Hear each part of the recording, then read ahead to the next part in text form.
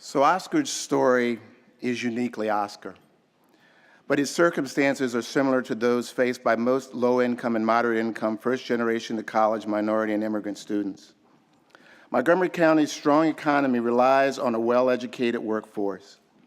By 2018, most of the jobs in the state will soon require a higher education credential. In Montgomery County, most of the jobs that support a family at a reasonable standard of living require a higher education. Higher education is no longer an option. Those who attend college or technical schools see higher earnings, better health, more fulfilling work, more opportunity, and more social economic mobility. Families are lifted out of poverty forever. The county has a more vibrant economy, higher employment, more tax revenues, less social service spending, and citizens who vote and volunteer. But we are facing a crisis. Too many MCPS graduates are falling off the path of prosperity. Approximately 40% of the county's low-income and minority high school graduates do not enroll in college or technical schools within the first year after graduation. Though they attend one of the best public high school systems in the nation, they're not getting the higher education because they don't know how to complete the many complicated tasks required to apply, get financial aid, and enroll. This will get worse unless we act together to build a stronger bridge between high school and higher education. There are more than 63,000 low-income students in MCPS right now. If they enrolled in higher ed at the current rate, 27,000 of them may not get to the future that they deserve and that we need them to have. And the county's fastest growing demographic and those most at risk of falling off the path to prosperity, given even more urgency to this challenge. Tonight, we are honored to have one of the leading voices in education join us to share his thoughts on the subject of college access and success.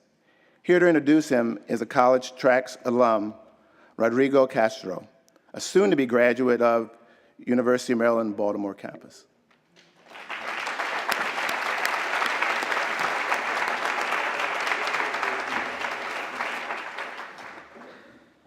Good evening. My name is Rodrigo Castro, and I'm honored and proud to be introducing Dr. Habrowski, the president of my university, the University of Maryland, Baltimore County. In just the last 4 years, more than 22 college prep students have attended UMBC. You may recognize me. I was one of the guys that was in the videos with Oscar. When I look back how I got to where I am today, just weeks away from graduating from UMBC with a bachelor's degree in information systems, I know my journey wouldn't have been possible without College Tracks. I first walked into College Tracks shortly after I arrived to the US from Bolivia. I insisted that I wanted to have the whole American college experience, despite the fact that my parents had never gone to college and my family did not have the money to send me. College Tracks became my second home, and the staff my second family.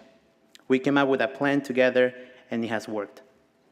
College Tracks helped me apply to the Honor Scholars Program at Montgomery College, a great program that gave me full 2-year scholarship. College Tracks helped me apply to transfer to UMBC and helped me find and apply for the Esperanza Scholarship at UMBC, which is open for Latino students. I chose UMBC for its strong technical programs, its diversity, and because the university is dedicated to staying engaged in the community. In addition to a great president and professors, I've benefited from its many campus activities and access to professional internships. This past summer, I got a paid position as an enterprise support service intern at T. Rowe Price. I am proud that they asked me to continue to work there this fall.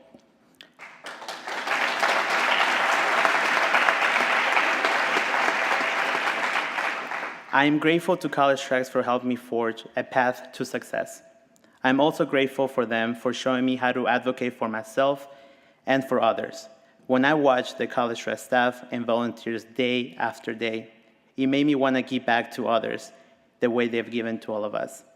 That's why I saw leadership and ambassador roles both at MC and at UMBC. Dr. Hobrowski is an inspiration to me and to every UMBC student. He has dedicated his life to helping underrepresented students to be successful, productive citizens who want to make the world a better place. I hope we can live up to his dreams. It's my honor to introduce him to you.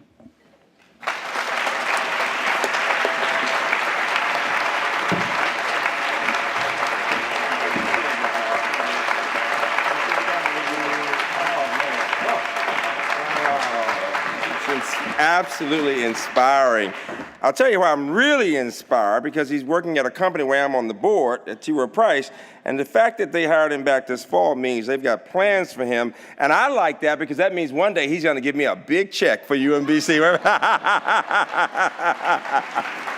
I have no shame. They will make you rich and you can help me out, all right? I have no shame, and I want to thank Montgomery College, Dr. Paula, for sending him to us. You know, you want a part of that check? I'm not surprised. Wait a minute. You know, you've got this amazing two-year institution, this amazing school system. John, give the two-year leadership, an amazing superintendent. Give Josh a hand, would you? I mean, he is, really is. And we're very proud of Stu Edelstein and what he does at Shady Grove, and for all of our campuses. Give Stu a hand also, because I mean, this is all education right here. It really is. So students, what you all don't know is that I asked the students to give me some advice about what to say, right? Now, Delana is a member of your group, College Tracks, and she is a UMBC person. If you have any questions, she works for the Honors College. She has a lot of power. Delana Stan, which is Delana Gray. Talk to her. She can help you out. She's got power. She's got a lot of power. She has charm power, too, in getting people into college. So use her charm. She's very committed to this College Tracks program. Let me thank the leaders, both of you, for what you're doing. When you got up here and spoke, you spoke from the head and the heart. You have done 10 years of just amazing work. And when Kevin started asking me to do this, I knew I couldn't because I've got a plane to catch. And yet he somehow was so persistent, he figured out how I could get a later plane and come and do this first, right, man? So give him a hand, and Nancy, would you please? And the students said, well, let's just talk about how you got to where you are, or something about passion or something. Well, you know, and it's so amazing when I can hear students who've watched the TED Talks and others can talk about the majors. I said to Josh, I said this, and Darian has heard me say this before, you are such a special community. To the business leaders here, to the volunteers, to the educators, to the parents and families, to the students. You're such a special community. And this is me speaking as an outsider. We are privileged, and both Montgomery College and the Montgomery school system both know that we get a lot of students. In fact, your county is our #1 feeder school system.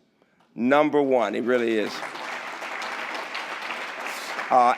And Montgomery College, #1, it's amazing. We're working with them on the Gates Grant and other grants. And the best thing I can tell you is when a student has come through this school system or this college, we know that they are well prepared. Now give yourselves a big hand for that. It is not always the case. I'll give you a sense, just to give you a sense, students, of the possibilities. I was sitting there and thinking, I can literally name you 25 kids, many of color, other white kids who've come from this school system, from this Montgomery College, who've come to UMBC, who now have MD PhDs. Literally, I mean, who are now in the faculties from Duke all the way out to Stanford.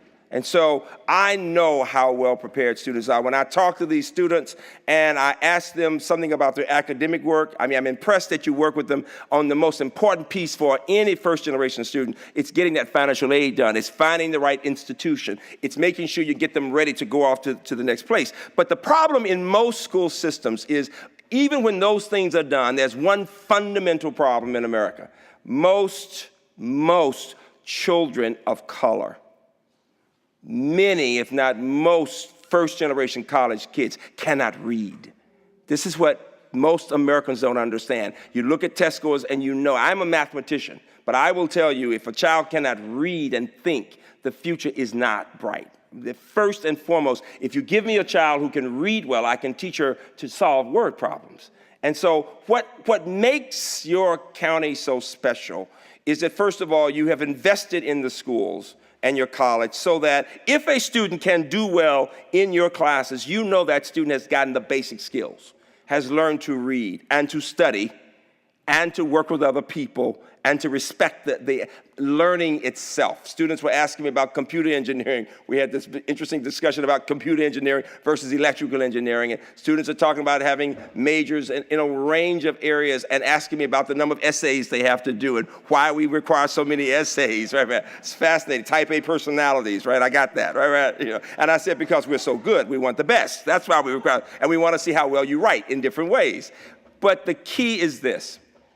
What makes you an enlightened community is that you're not only concerned about your own children, but you want to see all of your children succeeding, because you understand that when it's all said and done, the future of those who are privileged is inextricably tied to the future of those who are not.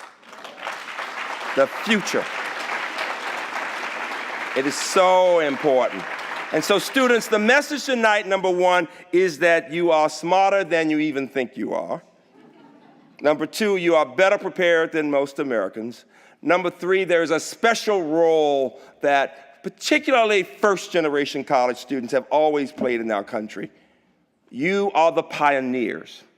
Because when you go to college, your younger brothers and sisters and others in your community watch to see what happens to you. And when you do well, that little girl will say, I want to be like her. Or that little boy will say, I want to be like him. And that has been the history of the evolution of the American middle class. You know, it's a 50-year experiment that we are involved in right now. My campus was founded in 1963, and it's very interesting, the year of the Children's March. Some of you know I had a chance to go to jail with Dr. King, and then the March on Washington, the tragedy, the death of President Kennedy. And then as a result of all those things, in 1964, America thought about who it was and decided it needed to be fair to all people. And so people of color and women and people from low-income backgrounds began to get more attention as we looked at who was represented in our society. And in 1965, the Higher Education Act. Many of you may not know this, but in the early 60s, only 10% of Americans had a college degree, 10%. And when I ask by race and I say, well, what percent of whites do you think? People will usually say 30 or 40. No, it was 11%. And the reason was you didn't have to have a college education to get a good job. Particularly, working white men could take care of their families with manufacturing jobs, and others did the same thing. But and many women were not working. The percent of blacks was 2%. We hadn't started counting other groups. But that's how far America has come. Today, we talk about different populations, the Latino population, the Asian American population, the Native American population, black and white and whatever. And no one in 1963 could have imagined an audience looking like this. I did some research recently, and I was shocked to realize that only 1/3 of Americans today were even in the world in 1963. Did you get that? How many of you in this room were not even born yet by 1963? Raise your hands. You get my say now. How many of you were in the world? Raise your hands. Good. So let me ask you a question. Let me give you the economic perspective very quickly. How many of you are between the ages of 35 and 70? An American, yes. Well, I have good news and bad. Which one would you like first? The bad news is you're getting old. Get over it. It's okay, right? I can say that. I'm over 60. I can say that. But the good news is you are the most educated people in the world. Only Norway is slightly better educated than we are. Now, how many of you between 25 and 34? Oh, as they raise their hands with such arrogance. Listen to me. I've got good news and bad. Which one do you want first? I'm going to give you the bad first. The bad is you're not as smart as we are. But the good news is we are so jealous because we wish we were your age, right, man? I'd be a little less smart if I could be your age, right? But the key is this. Unfortunately, while those over 35 are number 2 in the world, people between 25 and 34 are number 12. And then in STEM, UMBC is at least half STEM. A lot of majors in STEM, a lot of majors in arts and humanities, but we do really well, better than anybody in the state. And quite frankly, we lead the country in among predominantly white universities in producing African-American PhDs in STEM. Give us a big hand for that. It's a big deal.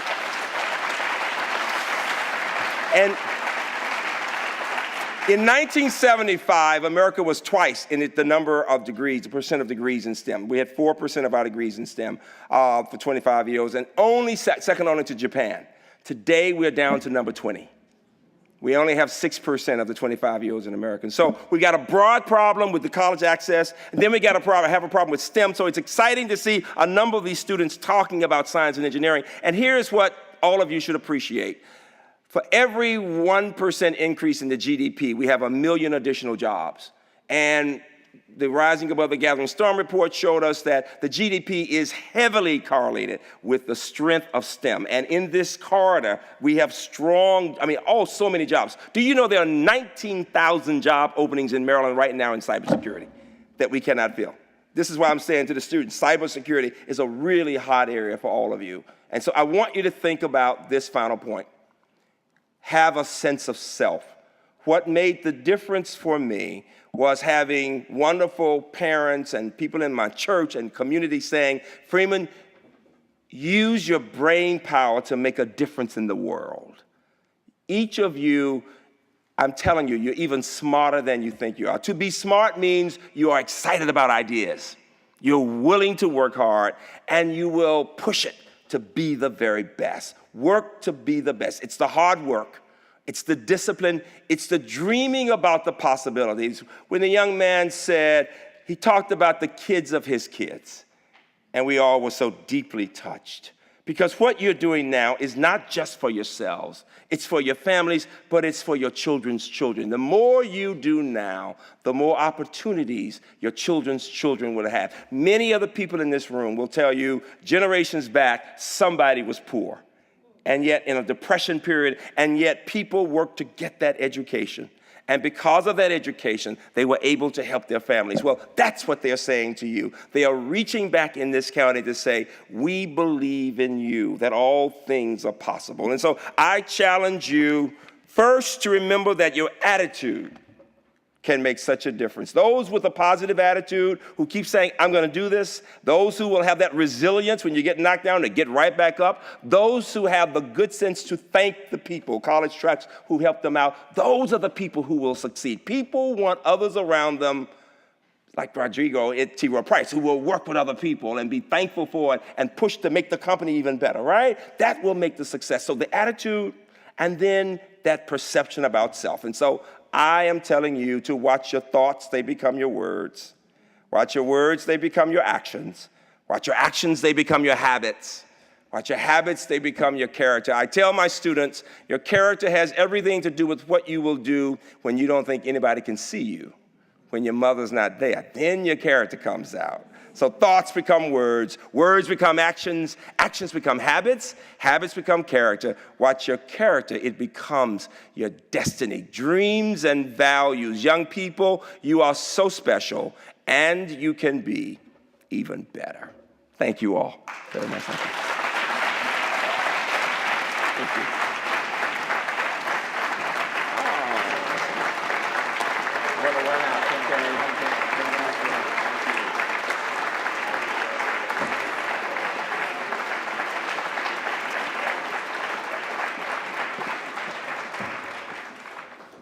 Well, I couldn't keep him here much longer. He does have a plane to catch.